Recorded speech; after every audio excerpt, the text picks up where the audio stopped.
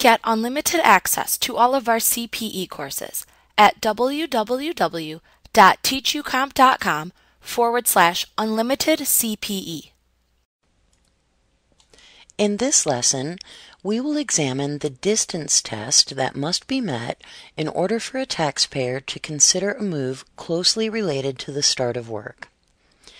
The distance between a job location and the taxpayer's home is the shortest of the more commonly traveled routes between the two places.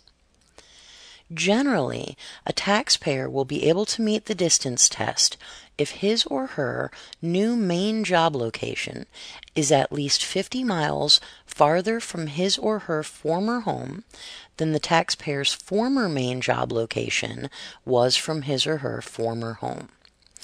The distance test does not take into consideration the location of the taxpayer's new home.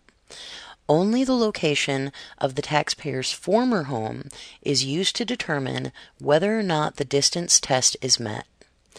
In a case where a taxpayer is going to work full-time for the first time, or going back to work after a long period of unemployment, his or her place of work must be at least 50 miles from the taxpayer's former home in order to meet the distance test.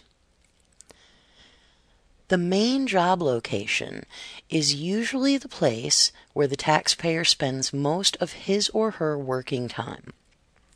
If the taxpayer is employed in a job where there is no one place of work, the main job location can be considered the place where the work is centered, such as where the taxpayer reports to work.